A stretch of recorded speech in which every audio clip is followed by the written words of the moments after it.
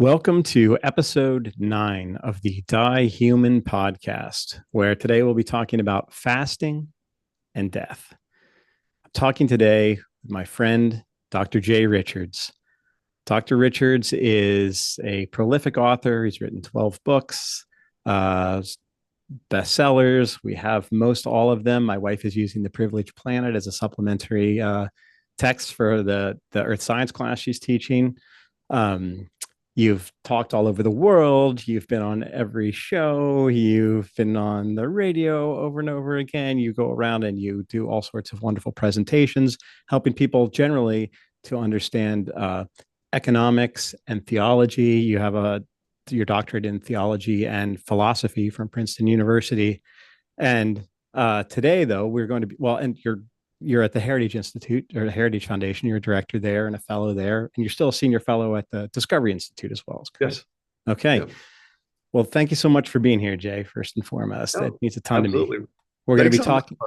Glad to do this. I didn't know it was episode 9. So okay. Oh yeah, we're deep in.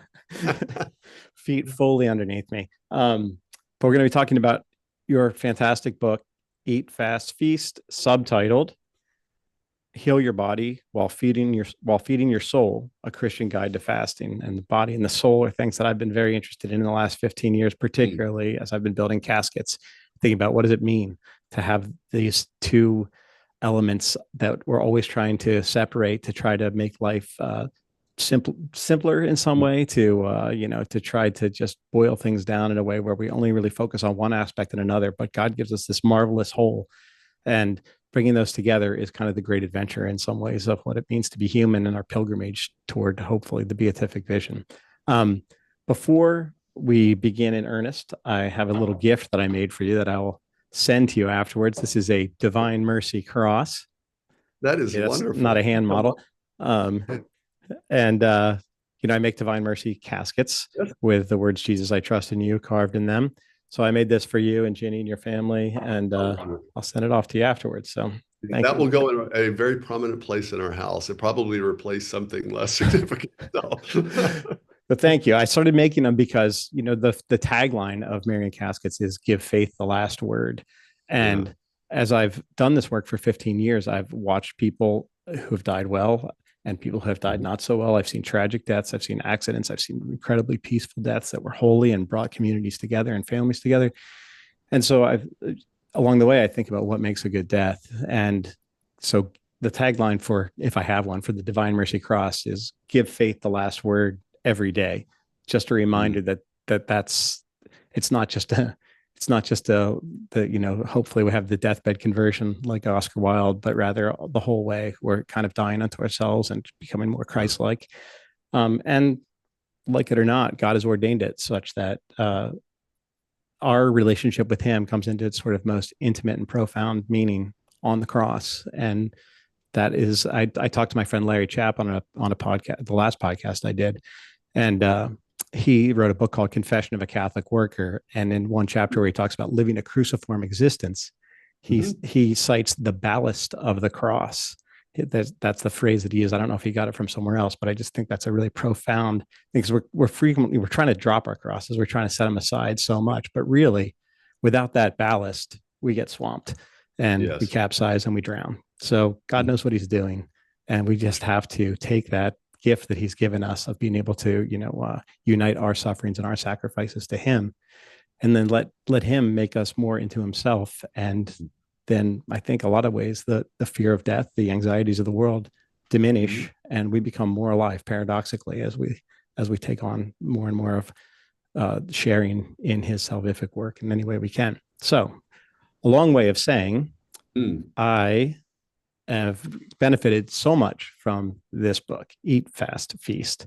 I got it in 2020, right when it came out, I think. And then I don't think I'm a slow mover. So I don't think I entered right into it that first year. Of course, some things happened in 2020 around Lent that were a little distracting also, but perhaps if I'd had a little more ballast, although we didn't get swamped, but a lot of people did. And it was definitely a time that there was not, maybe it felt like the exterior unknowns were enough to not be so focused on trying to enter more deeply through our own wills into Mm. our own sacrificial existence.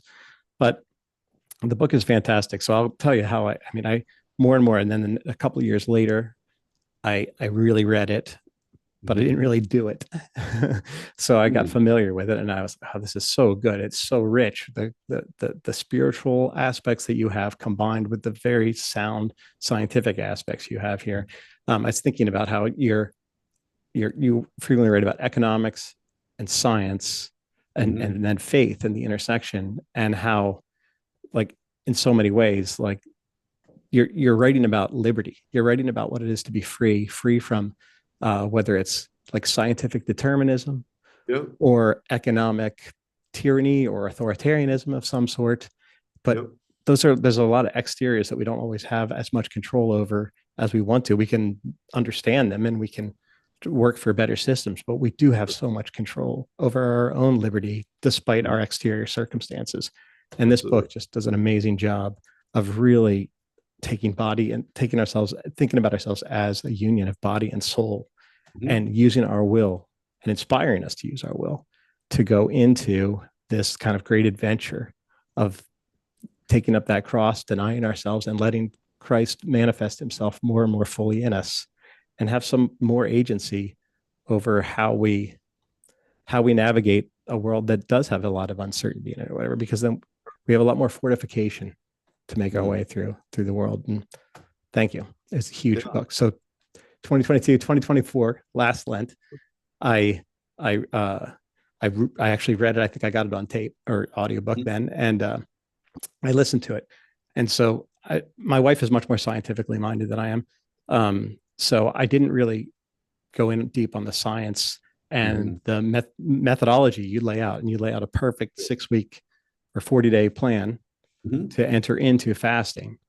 And I'm more of like a just willful, just like, I just won't eat or whatever, and just, Right. everybody leave me alone. I'm fasting. I'm getting holy. Just be Yeah, quiet. exactly. Uh, but when I read it or listened to it last Lent, it Mhm. the spiritual aspect really stood out to me. And so Mm. even though I still sort of took my non-scientific, just try to muscle my way through some fasts and didn't do a Yeah. great methodical job, it was more potent because Mhm. of the reflections you bring in here, and because of the writings of the saints in the early church, and just what a Yeah. part of life fasting was. Um, that was hugely helpful, and I had a better Lent than usual. And then because I'm kind of uh, like a rebel, I guess, as far as Mhm. my personality, I tend to go against whatever to my detriment frequently. And so I chose the summer to actually, like, I'm going to really try to do this. So it Yeah. wasn't in a liturgical season of fasting. Right. And I did, and I took the sort of poor and simple man's route. I didn't stock we have a bunch of kids, so I can't like Sure. determine exactly what's in the cabinets, exactly what's in Right. the refrigerator. Don't want to be a total drag at dinner. I'm not eating this. I'm not eating that. So I Yeah. I basically ate cheeseburgers, eggs, and spinach. Wow. Yeah. But and then just dialed back that eating window. So this is all in the book, and I will give you a chance to talk, but I'm just gushing a little bit. But and then I use that just to kind of close that window. And I even remember I texted you early on Mhm. because I was just entering into ketosis, and the Yes. ketogenic diet is a big part of this, which is what makes it so much more doable than if we just try to strong arm it. And Right. it was like the second or third day, and you said, make sure you get enough electrolytes. And that morning was the first morning that I guess I was really shedding water and everything, because Yeah. I was like all cramped up and everything in the morning. Oh, And then yeah. as soon as you said that, I was like, oh, okay. And I did. And I just started, that's when I started like boiling a bag of spinach down, eating it every day or whatever. And that took care of that. So it was Sure. definitely quick and dirty, not disciplined, And not not just, expensive. yeah, definitely not the, yeah, the super fussy kind of perfect meat and sourced stuff. I know. Yeah. There's I a, think I had a there's, couple. there's a poor man's way of doing it. And I had a couple of avocados at the end, which I'm not a huge fan of, Yes. but they tasted good then. And I do I have bet. friends. I was on Vashon Island, and I do have friends who Oh, are farmers, yeah. so I got the occasional like perfect pork steak or whatever that Yes. rounded it Good. out a little bit. Yes. So you start the book out, and you talk about the modern American diet, the SAD diet, Yeah. standard American diet, and how Mhm. you point out that, okay, well, we're eating way too much sugar and we're eating way too frequently. And the Yep. sugar could be refined sugar, it could be carbohydrates. And you start with a story of being Mhm. at a conference that's early on in the book. And you talk about that you wake up in the morning, you have breakfast. Then you have Yeah. like a break where you have coffee and Yep. pastries. And then you Yes. have lunch. And then you Mhm. have a break where you have like Haagen-Dazs bars or Literally something. Haagen-Dazs bars. I didn't make this up. This is an actual conference. I still remember it. Yeah. And then you have cocktail hour with light hors d'oeuvres. And then Yes. you have dinner. And then you Mhm. have like a evening Cocktail and drink dessert. and dessert. Yeah. With a chocolate bar. I remember, you know, I survived this. So I I can't counted them believe up. it. It was like, oh, this is like a this is like the liturgy of the calories as opposed to the liturgy of the hours. You're like having Yeah. these breaks throughout the day over and over again to remind yourselves that Yes. calories matter. Yeah. So you're at a conference right now. Has it gotten better? It's gotten a little better actually, and so this is a sort of it's not as fancy of a conference as I was that in the one I'm describing in the book, but we do have. I mean, anyone that's say a Gen Xer. So if you're say 50 years old or even 45 or older, and you played soccer or ran track in elementary school, you didn't have snacks. I didn't have Yeah. snacks at halftime or between quarters. Well, this is absolutely universal now. And so that's a sense of just how much things have changed just in a few decades, in which my mom, I remember being told that don't eat that, you'll spoil your appetite. I don't know that that term even exists now. And in fact, what we've been told, and we're told by official bodies, you know, like the USDA, that you really want to eat frequently. You don't want to let yourself get into starvation mode or let your blood sugar go down too low. And so you eat really frequently. You sort of eat throughout the day, which means if you're awake 16 hours out of the day, you basically got a 16-hour eating window. And then just the content of our food has changed dramatically in terms of the macronutrients of fat, carbohydrates, and proteins. And then the way the carbohydrates are delivered. So many things that are ultra processed, which can mean a lot of things. That could mean there's lots of weird additives, but it can also just mean that a machine has ground that flour down to a fine talcum powder consistency, which means that you're turning that into sugar when it is in your mouth. That's how quickly it turns into sugar. So we're constantly slamming our body with sort of spikes to our blood sugar. You don't want sugar in your blood. Your body can keep about a teaspoon in your bloodstream at one time. And so what is happening is that you're producing insulin, which tells your body, okay, basically tells your cells in your liver and your muscles, get that sugar out of your bloodstream. So you do that, and we're continually perturbing that. And you do that for 40 years. It's called the standard American diet. And you end up, unless you're just, sort of genetic anomaly, you're going to end up with insulin resistance, which means that your cells in your body are putting up a fight because they don't want to keep having to bring in this sugar. And so as a result, it sends the sugar back out into your bloodstream. Your liver says, okay, well, I can't get it into the cells. I'll store it. And well, it converts it to fat and it stores it around your viscera. This is called visceral fat. And guess what? Turns out that that is connected to virtually all of the diseases of civilization that we're afflicted with, that RFK Jr. talks about, type 2 diabetes, non-alcoholic fatty liver syndrome, heart disease, high blood pressure, pretty much everything. And no one meant to do this. It wasn't like there was a malicious campaign to cause this. In some ways, it's a result of blessed abundance, that we have Yeah. access to lots of cheap processed food. But what we did in the process is we just scrambled our kind of the way God designed us, which is to be able to go periods of time without any food, go other periods of time maybe where we eat a lot more than we normally would, and then are sort of modest the rest of the time. That's how God designed our body, not simply so we could survive, at a period maybe without some food, but that we're actually optimized by that. Yeah. And my argument in the book is that, well, is fasting. Interestingly, every religious tradition has it, but the Christian tradition is the richest fasting tradition. It actually mimics this natural pattern that first we needed to survive, but that also kind of optimizes us. And then as our diet changed, it became harder and harder and harder to fast. And so we just basically dropped it. And as a result, my argument is that we dropped a crucial part of the spiritual life because now prayer is mostly just a kind of internal mental thing. Maybe if you're Catholic, you do a few things with your body, But it's quite clear that I think, I'll say, at least for me, it was quite clear that God intends for these things to go together. We are fully spiritual and fully material at one and the same time. And so it shouldn't scandalize us or baffle us that spiritual practice should be bringing in our mind and soul and body together. That's prayer and fasting. And so we may have lost the tradition mainly for these weird kind of physiological and agricultural reasons, Yeah. but we can get it back. It's still a sacrifice. But as you said, if you sort of follow my plan, the plan is not meant to make fasting painless. It's a sacrifice. Yeah. It's meant to make it possible and not torture, because torture isn't the point. It's supposed to be a sacrifice. It's not supposed to be something that makes you insane. Yeah. Yeah. And you want to endure in this. You don't want this to be like me, like where I just like muscle my way through and I'm miserable to everybody. And everything. Like you're talking about an entire lifestyle change where Right. then you're on a pilgrimage. This whole life is a pilgrimage. This isn't just like moments where we try to pull off like minor heroic countercultural moments and That's then go right. back to normalcy. Like Same thing. yeah.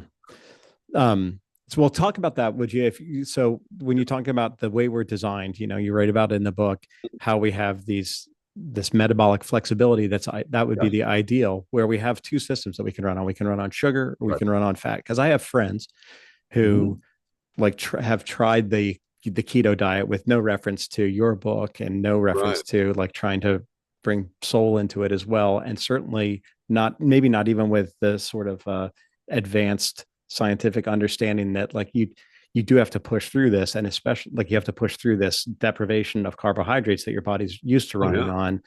And Right. especially you use this Prius analogy in the Mhm. book, which is really great, I think, because yeah, it's not just that there's these two systems, but if you weren't using this one system basically your whole life, Yeah. then how No. it's going to take a little It's going to take a effort little to get it work. working. Yeah. Yeah, for sure. And that's, that was just implicit in what I said a minute ago, and you brought it up. We have these two, think of them as these two different ways of converting food to energy. The one that we basically use exclusively as Americans, which is that we can convert carbohydrates to glucose. And then when it's stored, it's called glycogen, but it's basically sugar that we're storing up. And the body's designed to do that, of course. That's fine. But we have this other system, the sort of fat to ketone system, in which our body goes through our liver, can convert fat either that's stored on our body or in our diet, and then convert it to this other thing, these ketones. It's another fuel source that cells can use, and all the cells need to turn this into something called ATP. They use energy. Um, but it can do both of these things. And so initially you think, okay, well, that's cool. So that's good. So if I don't have any food, my body will eventually kick into this state where it's producing ketones called ketosis. But we kind of think of it as like that's an emergency thing. I should Mm. never actually use that. And I think that's the mistake. And it's like the Prius, in which you have a gas tank and you have this very large battery. And then the Priuses are designed very well. And so, the car will switch back and forth depending on what you're trying to do. But anyone can imagine you had a Prius that, yeah, it lasted 40 years and you had literally never used the battery. You'd always used the tank. Probably I assume the battery wouldn't work at all. Fortunately, with our bodies, it's just that, oh, it's really, really rusty. And Mhm. so if you're saying, okay, I want to be able to learn to be able to be metabolically flexible, where I can use both these systems, because my argument is essentially that really kind of lifestyle fasting, where you can really go extended periods of time without consuming calories, your body needs to be able to kick into ketosis, and then your blood sugar levels out, and you feel normal. In fact, you can actually kind of feel elated. There's sort of effect there. But then you're able to do it. It's not constantly tormented, which is how you're going to feel otherwise. This is why most people don't fast. Like, yeah, I tried that one time. I made it 6 hours, and then I almost murdered my husband, and so I have never done it again. It's like that's a sign. Okay, and so everybody just thinks, I guess it's not for me, or I have a blood sugar problem. Look, everybody can't have a blood sugar problem. That's what everybody thinks. And That's what we interesting. have is that we have not, we didn't realize what was happening. And so we've messed up our metabolisms, and we made it just almost impossible to fast.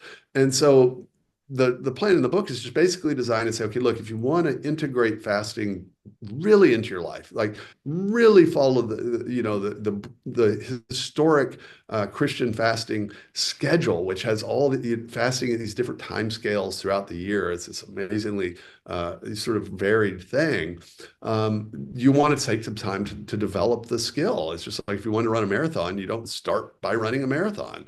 And that can almost seem impious to people. Like I'm saying that fasting is a skill. So let me just say it. Fasting is a skill, Yeah. right? Praying is a skill. Being patient with your children is a skill. That doesn't take away from the fact that it's also about self-mastery and that it's a spiritual discipline. And there's right ways and wrong ways. There's better and worse ways to do this. What I want is for every Christian to start fasting like the early church did. That's We what I need it. want. And so, yeah, I honestly I think that's probably why the church is in the state it's in, because we just sort of dropped this major discipline altogether. And if we would reintegrate that, we will have better lives. We will work better as biological organisms, and I think we will transform ourselves and our church spiritually because that's how God wanted us to do it. And so make that as easy as possible to get people on that path so that they can get to a place where they're actually able to bear this cross. I mean, remember, Jesus tells us that he wants us to bear a cross, but he also says this yoke is easy and his Right. burden is light. And so that's a little paradoxical, but in other words, it's got to be something you're able to carry. And if it's God, it's unlikely that this would be considered a universal spiritual practice if it made everyone go into hypoglycemic shock, right? It's just not going to be what God wants for all of us. So that should Yeah. tell you we're doing something wrong. What's amazing about the moment in which we live is that independently of like over here, we all Christians sort of dropped fasting, and then some California biohackers started testing it to see the physiological effects, and all of a sudden we've got all this data on the physiological effects of fasting that tell us, oh, it turns out it's not just yeah, if you do it right, it can actually have physiological benefits, and that's huge. But don't treat it as impious to say, look, something can be good for you spiritually and physically. That's okay. We're body and soul. Yeah, and perhaps that's a point of evangelization then too. Yeah, If that's what those California biohackers are doing, and they're realizing something is going on, well, then we need to enter into that and be able to communicate to them. Yeah, because absolutely. this isn't just a bodily practice you're using, and when you're talking about the resistance that you sometimes feel and you want to like quit after 6 hours, like let's not forget that principalities and powers are involved too. And so if this is an especially potent practice that God wants us to do, when it's not just going to be our body rebelling against it, in some ways there's going to be other forces that don't want Everything. us to enter into this. Absolutely. In fact, Marcus, I've been told this. I mean, people tell, and you write a book on fasting, people walk up to the airport, they've read it, and they tell you stories. And I've had a number of people tell me that, like, when they were first really getting into this, they encountered it wasn't just this kind of physiological resistance, it was like spiritual resistance, like it's weird, bizarre, pornographic thoughts that suddenly are just bombarding Oh, them that almost feel like they're external. And I don't really know what to say, but it's like, okay, metaphysically, I guess that shouldn't be surprising, right? no. You're gonna have all the forces that want you not to do this, working overtime temporarily. But if you push through, they know, look, you're participating in a practice that is what even the Son of God did before he started his earthly ministry. What does he do? He goes into the desert and he fasts for 40 days. It's like he's preparing a sort of spiritual boot camp before he Mm-hmm. takes on the principalities and powers and the forces of darkness. The Son of God did that. And so why on earth do we think one shouldn't do it, and two, that it wouldn't have a similar benefit if we did it? Yeah, absolutely. It was so when I was talking about last year when I did it, and I didn't really I didn't follow your program, but I just was fortified by your spirit, the spiritual elements that you put into the book. Um, Even with that, so that was more, I guess. So I'm thinking about like that bifurcation of the spiritual and the physical, but so it was more of a spiritual experience because I didn't like harness my body's natural way of doing things the way you walk us through so very precisely in the book.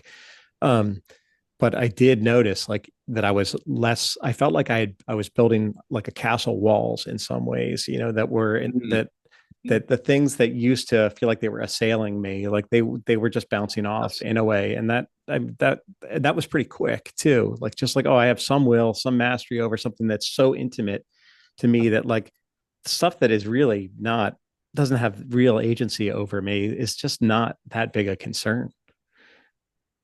That's right. That's Yeah. right. I mean, it's a form, and we all know this. We know that, look, if you can practice self-mastery and discipline and focus in one area, maybe it's you had to do piano lessons or whatever, that transfers over to lots of Right. things. And as you Yeah. said, so basic and rudimentary are, is food a blessing and a part of our lives, or does it lord it over us, right? Are we a slave to it? And part of fasting and the discipline of fasting is about that. It's giving up temporarily a genuine good, which is Yeah. food. Not that Yeah. it's bad, you shouldn't eat. It's that it's a good, but you're foregoing it for a higher purpose. And wouldn't the converse of that then be that if you don't do that, if you can't do that, or if you're not practicing doing that, that no matter how much good you're trying to do outside of yourself in some ways, like there's a disorder that's intimate. And so you can't like build on top of that. And you're going to be frustrated in ways that you wouldn't be if you Yeah. had your own body in order, for lack of a better phrase. Yeah, no, absolutely. I mean, and it's the sort of thing that I often won't say that explicitly to people when they're first starting, but that yeah, you shouldn't really expect that things are going to go that well for you if if God's given us like, okay, you've got three tools and you need to use all these, and it's very important to use all three and do them together, and then you just drop one or two. So it's, prayer, fasting, almsgiving, they don't seem to go together. And then I'm just going to drop one or two and not think about it. But I'll do this prayer thing in my head before I go to sleep. Um, well, if it's not working that well, I mean, I don't want to be a utilitarian about this, but you Right. gave up two of the tools or one of the tools that gave us to do this stuff. And so just it shouldn't be surprising if we have a much harder time accomplishing the things in our lives and our spiritual quests when we do things that way. Yeah, it seems like the concept of utilitarianism sort of falls away when we're talking about how God has set us up and how He has prescribed we live our Exactly. lives. That's Yeah, this is beyond it's just utility. it's the design plan. Yeah, Yeah, it's a design plan. yeah. When you were speaking there about how how the Jesus like prepared for his earthly ministry with his fast, his 40-day fast. Um, so even before I'm a cradle Catholic, but I wasn't very. I mean, I grew up in the '80s, so yeah. Say no more about that. Yeah. And then I remember I was in my 20s, and I I came across a book called "Eat to Win" at Mm, a the public library in Missoula, Montana, and for whatever reason, it caught my attention. And I was just because I had no discipline about food. I didn't understand. I understood even less then than I do now, which is hard to yeah. fathom. Um, but the book was kind of just, it was the first time I looked at like recipes and like taking diet seriously. It was written by this guy. I think his name was Haas. And Hmm. he talks, I was also kind of curious about macrobiotics. I was in Missoula, so that's kind of a crunchy town in Montana. Um, Absolutely. and so I was like, okay, I kind of want to enter into this whole scene a little bit. And I didn't really know what I was doing. And I looked at this book, Eat to Win, like, okay, so I shrunk down my protein portions and I ate more vegetables. And I remember Yeah. there was this restaurant there called the Black Dog Cafe. It was a vegetarian restaurant. And the only thing I really remember about it was like that they had really big chocolate chip cookies that you could eat afterwards. I think that's a very common strategy of health food places is you feel so good about yourself that then they give you some Absolutely. expensive treat that you can eat, Yeah. vegan or whatever. And then I went to Seattle Yeah. and I Hmm. was like, still like, okay, I want to try to be healthy. I wanted to get my body in shape even more. So I didn't know anything. I was Yeah. so stupid. And I was just like, I'm just going to be a vegetarian. I'm not going to eat meat. And I didn't know like, oh, you got to get protein somewhere else. I was just like, I mean, so Yeah. this is how oblivious the general Yeah. public can be. Or at least one Absolutely. member of the general public. No, and that's representative. This wasn't out of the blue. I mean, you're doing what a lot of people probably did. All that said, Yeah. I did notice. So I was still depriving myself. I mean, I was depriving myself in ways I shouldn't have. I went to a friend's wedding. I remember a childhood friend, and I remember his parents looking at me and saying, "Are you okay?" They thought I was like dying because I wasn't eating meat for like 3 months or four Yeah. months. So I was not on the right path. But the Mhm. deprivation was real in some ways, and the discipline of just Sure. foregoing things that I felt like eating was real. And I feel like that in some ways was a precursor. Now I can't speak to how grace has worked on me in my life or whatever, but in some Sure. ways that was that did separate me a little bit from my kind of poster boy of materialism in the 1980s, that for materialism in the 1980s, that I'd grown Sure. up just wanting pleasure and wanting the thing that's in the Right. catalog or whatever.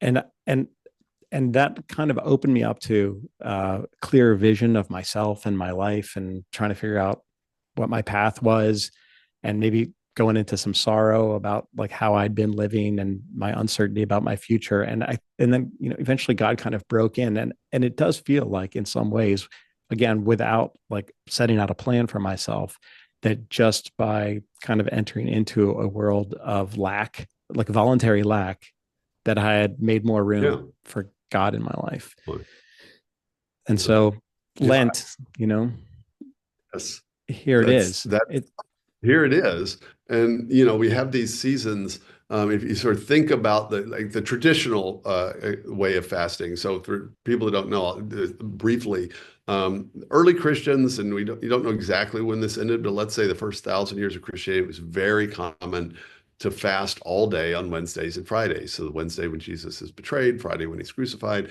and then treat every Sunday as a mini fast. And that's true, by the way, even in Lent, it's kind of a mini mm-hmm. fast, right? And so that's over a weekly scale.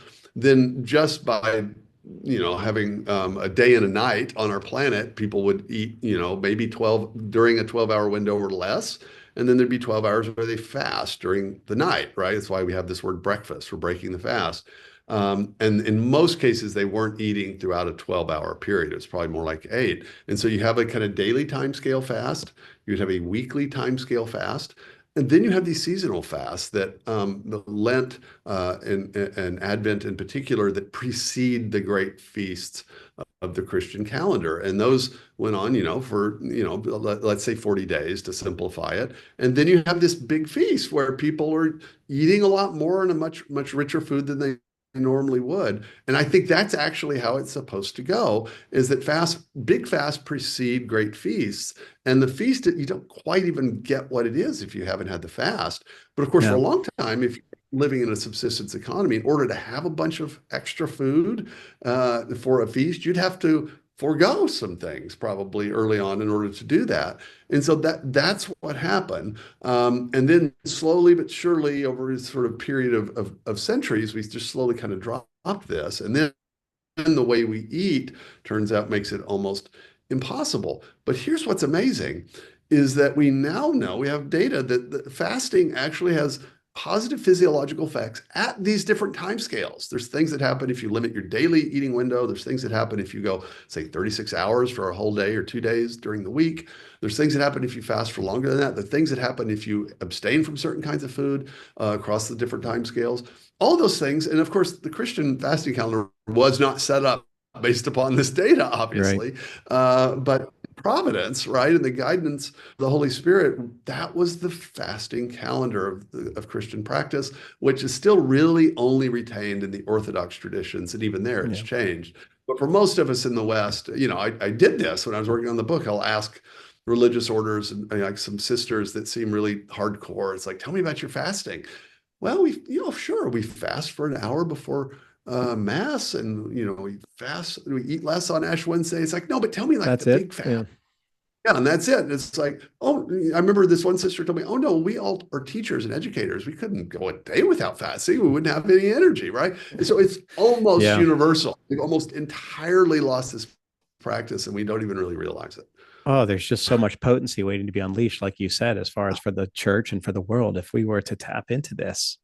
Yeah, And not I to mention, know. we just be happier. That's a funny thing. We think like, oh no, that yeah, we should all undergo this misery so that the world could be saved. It's like not that like that at all. God has made it so much more beautiful as far as like, no, Yeah, be more alive. That whoever loses his life will find it. And absolutely. so lay it down a little bit and see what you get in return, and then see how the world transforms. Like any calls we have for like what like is it like a re I don't know, reanimation. I don't know, like a zeal, a new zeal. Like it just seems like this Yeah, is so prescribable. So something that we can do with our will to open ourselves up to, and then see what God has, what He wants to do with us. Maybe then he absolutely. can do as He will. And think, Yeah, okay, so one more thing I just want to talk about. Thank you again for taking the time to have this conversation with yeah. me. talking about those seasons. And so in some Mhm. ways, life is just this one long season, this long pilgrimage that we That's right. have before this hopefully heavenly banquet that awaits us. So, I mean, could you speak personally or just theologically about how it is that, well, to be to be succinct, like how does Mhm. fasting prepare us for death? Like, how has it changed your view on mortality to like to do what you've been doing for years?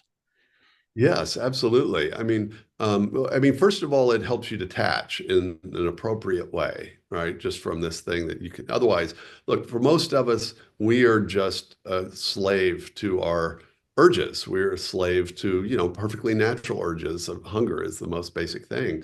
But ideally, you will not be, a slave to that. But as you said, I mean, this amazing image, it's how I end the book of this heavenly banquet, right? In which we are to understand this kind of ultimate destination of the kingdom of God is not us sitting on a cloud and not doing anything. It's this heavenly banquet with God in which we participate at every mass, both truly, but also as an anticipation of that. And so, eating a banquet is the sort of ultimate image or idea for what what the beatific vision in heaven are going to be. Then you have to say, okay, well, if we're supposed to fast and feast in this life, what's the sort of ultimate fast? What's the ultimate deprivation? Well, it's the separation of the soul from the body. We all know this, and so when we fast, we're preparing both for that. We're sort of it's a prefiguring of death. And then when we feast on Sunday and on Easter Sunday and the season of Easter, it's a prefiguring of that ultimate heavenly feast as well. And so that's why I will often say I really never got the point of a feast, quite frankly, until I had genuinely fasted. Like Yeah. if you sort of go through this thing that I have in the book, say somebody wants to do it during Lent, they will go from things that seem to they'll do stuff they thought was impossible a few weeks before. Yeah, that's how it Um, was for me you over know, the summer for sure. yeah, it's like the idea that you go 72 hours without eating, that means like, what is that, like 2 or 3 days hungry? Like, oh, I have to go to sleep, like you start on Thursday. So I've got a Thursday night, Friday night, Saturday night, hungry all 3 times, that's just sounds crazy. But actually, if you do it, your body and your spirit and your dispositions will be in a different place. And then I'm telling you that Easter feast is going to be a completely different thing. Of course, physically, but also spiritually, you kind of finally get it. Because what we have actually been doing is that we basically consume feasts all the time, and then we just sort of force feed ourselves during the feast. Extra. Well, Yeah.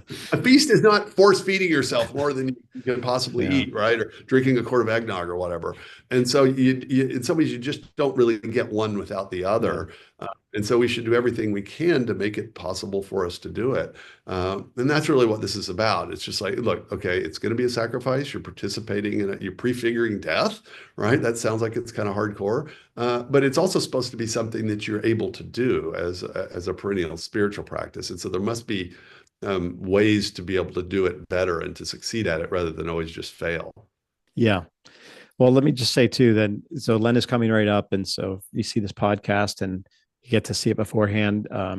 Jay really lays it out in this book, and if you have the whole 6 weeks and you have the week to like prepare your cabinet, you make it like here's the not foolproof because we're fallen fools, Mhm. but at the same time, it's like as clear as it can be. Mhm. But even if you come on to it, in the second week of Lent or the third week or Yeah, outside of Lent, even like it, I would just say that absolutely. making it through a couple of weeks changes how Mhm. you thought it changes your relationship with food as far as what you thought it had to be versus what it actually is. So if you can make it the whole way, this is what I did over the summer. And then I had that 3 day fast at the end, that was Yeah. life changing. But Mhm. even just making some steps in that direction, it's starting to kind of grapple with what we eat, how often we eat, how it affects us. Like there's an awareness there, there's an embodiment there of a knowledge that you just can't get from reading something or hearing somebody else's stories. You have to really kind of feel it and then let God's grace work in that and how He so chooses to uh, to bring you into greater union with Him. And then hopefully, please God, at the end of our lives, like we have already been rehearsing this letting go for Him to fully bring us together ultimately. So Absolutely. And that's, I mean, then we should want this for the whole church. I want Yeah. anyone, to participate and to sort of have the same experience, but you can't experience it. As you just said, it's not a third person experience.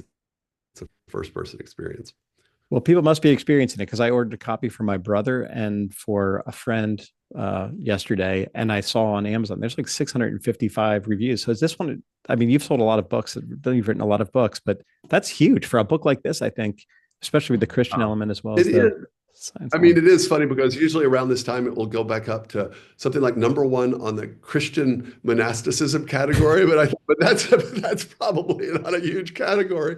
But I mean, it's the one book where people from one little picture on the cover, people will Mm-hmm. come up to airports and they'll say, "Oh, I really liked your book," and I used to say, well, I had these other books, and I always know they're talking about the fasting book, and Really, that's the one.